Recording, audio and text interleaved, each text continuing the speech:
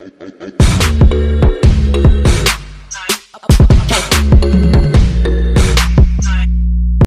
let's get this started. So 83.8 miles, 3 hours, 18 minutes. Average pace was 25.3 miles an hour, which is kind of crazy. Average power, 227, max 1157. That's not really anything to write home about. The time in zones, you can see all of that. 22 minutes in zone 6. Yikes. My peak power, I kind of show you where I hit my peak power throughout the course. A lot of it came from the front straight or the back straight. So this race, you can see that there's this guy right here. He's kind of leads everyone out. So there's 5 or 6 miles of riding to the start. So we all kind of just hanging out. But there's 100 dudes here and 100 legit dudes. Like it's Ralley, Team Rally's here, Team Mike Spikes, Mark Pro Strava. I mean, some serious teams. And this race is big and long and hard.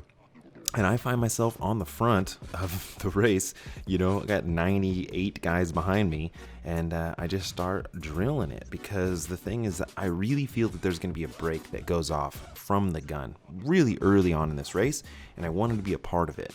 My fitness wasn't amazing, so I really want to try to leverage some good tactics to get myself a good result.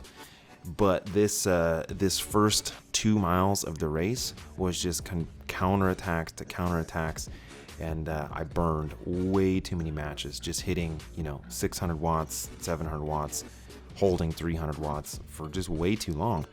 You can see here that guys are counterattacking us at 27 miles an hour, 28 miles an hour. That's just insane, to try to have to get back up to that speed. I burned too many matches chasing all of these attacks, but I really wanted to make that break. I really did. I thought I had a good chance at doing something neat because of all the teams that were represented here. But so you can see right here, like Team Rally, like they were in Tour of California, battling for stage wins. It's crazy, crazy stuff. I felt so privileged just to even be involved with this, right? Be in this group of guys. So I don't want to fall back to the back yet. I know we're only 1 mile into this race, but I still, again, feel that there's going to be a break.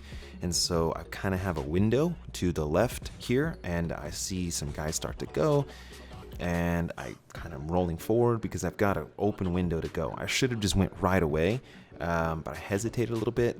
And then I started counting that you've got 1, 2, 3, 4 dudes, all have teammates up in that break. And so they're just kind of soft pedaling.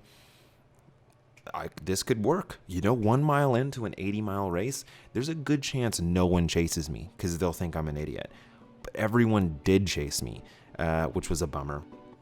And then you can see this guy right here that's just getting dropped off. He was from a different race getting dropped. But so I kind of start to go and I look back. There's a guy from Cliff that's chasing on. He's going 30 miles an hour. I'm doing 600 watts and he's just pulling away from me. Like, holy moly. And I look back and everyone's chasing, and then this is the worst nightmare for a chaser. You give everything, you sell your soul to try to make that break, and then everyone just fans out when you get close to it and they just shut it down. So, bummers. The brake's not working well anymore. Everyone is chasing behind me. I'm looking back and it's just strung out of everyone trying to make that move.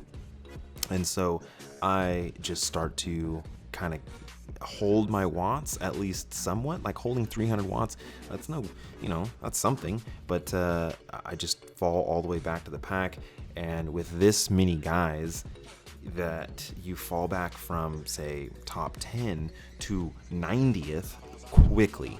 Very quickly you become relevant in the race to no longer relevant in the race. But I had burned a ton of matches, and so I was kind of okay being back here. But you can see there's just so many guys that packed. There's nowhere you're going to go. Where are you going to go? If I wanted to get to the front, what am I going to do? I'm not. So from here, basically, there's a break that starts to get established on the front. I have no clue about it. I don't know what's going on in the front. But there's so much action going on up there that what it translates to back in the very back is 35-mile-an-hour surges, which is just gut-wrenching this early in the morning. Also, having the race be this early on in the season, I'm just not used to that type of intensity. And with all these guys, personally, what I like to do is be more to the left or right so I have like an out, because you can see if this guy was to wreck or bump bars or have an issue, this guy or even this guy are going to be new residents of Fucksville because they have nowhere to go. They can't go left, they can't go right. So I don't want to be that resident, and so I'm usually going to stay to the left or right and make sure I have some kind of out just in case something does happen and it would be out of your control to just plow into some dude. Now on the back here, this guy kind of shows me, hey, there's a dude up front. Do that to your other fellow riders, like let other people know what's going on, because we're going 29 miles an hour, 30 miles an hour, and that other guy, the guy with the flat, was not. So that difference in speed is pretty critical. So I see now here that the brake is up the road, and I'm just dumbfounded. How did 17 guys get off the front? I've been on the back barely hanging on, and there's 17 guys that are going faster. Oh, my goodness. But you can see here that all these guys on the front have teammates up the road. And in a 17-man break, but it looks like Ralley decided that they didn't have enough guys in that break, and with 17 guys, if they only had one or two of their teammates, that's not really a great matchup. So they start to attack, and everyone starts to drill it. And I'm thinking there's a good chance we're going to bring that break back, because 17 guys is such a big group. It's not going to be 17 guys working together. But as soon as that one Ralley guy stops, the other Ralley guy starts to go, this dude, right? Then they were just trying really, really hard to get more of their guys into that break. That early on in the race, everyone was so antsy. It's one of the big first real races of the year. Everyone wanted to be in that break, so it was just constant chasing and chasing. And I'm looking back behind me, and everyone wants to play.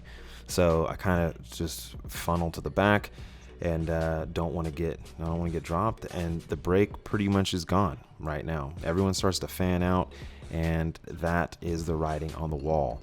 That break was 17 strong. I wish I had made it, but so we jump ahead 25 miles in. Nothing really to write home about. Just want to show this dope dude in a BMC kit that I'm riding against, the junior world champion. Crazy. So 40 miles in now, I'm sort of just hanging out, having some good conversations with guys, and we're still putting down some watts, but the break is gone, and there's no one here willing to chase, because everyone that has teams has someone up the road, pretty much. So it's just kind of hanging out. Big wreck right before the finish line in the women's race, which then puts our last lap. This is our last lap, so we're 71 miles in. Big wreck, which affects the end of the race, and we'll get to that in a minute. But I start to look back, and I'm on the very back of the group, so I have no more, I'm the caboose. I have no one, if I start to fail, to drop back. And Ralley got on the front on this last lap and derailed it, just hammered on this straightaway. And so guys are getting spit out the back, and I'm freaking out because I'm redlined, and I do not want to get dropped 72 miles into the race. That would be a horrible story. And so we're drilling it. This guy is, he's like, I'm out of this, man. Forget this. This is too difficult. A lot of people giving up because what are they racing for? 18th, 19th, And so there's a lot of gaps opening up, but I don't want to drop. I want to finish this race. But finally, after some big surges and hitting 600 watts at 72 miles in, the group finally kind of slowed, and that was sort of the truce, right? Everyone sort of said, okay, we're not going to attack anymore, we're just going to ride it in. But you still wanted to have good positioning coming into the finish, because top 50, I don't know, that seemed like a cool result out of 100 and some solid dudes. So I kind of tried to stay close to the front.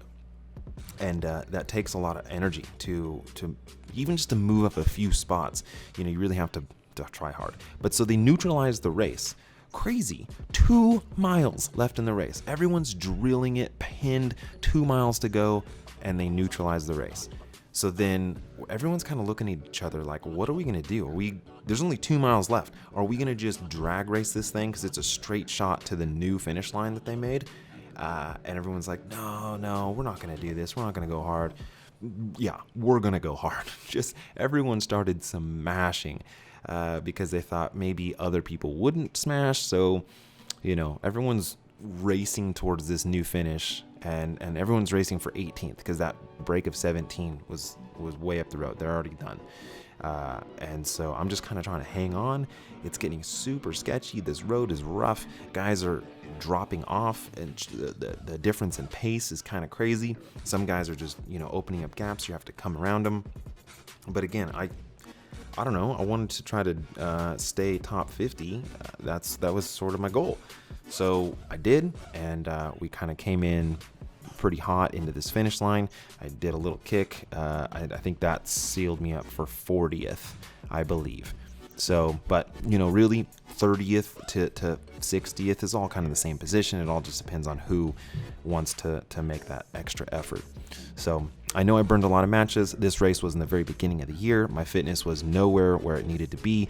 Also, the difference in fitness from first to last, easily 200 watts in FTP. So a wide range of skill and talent here in this group. Guys, thank you so much. Vegan Cyclist. Yeah.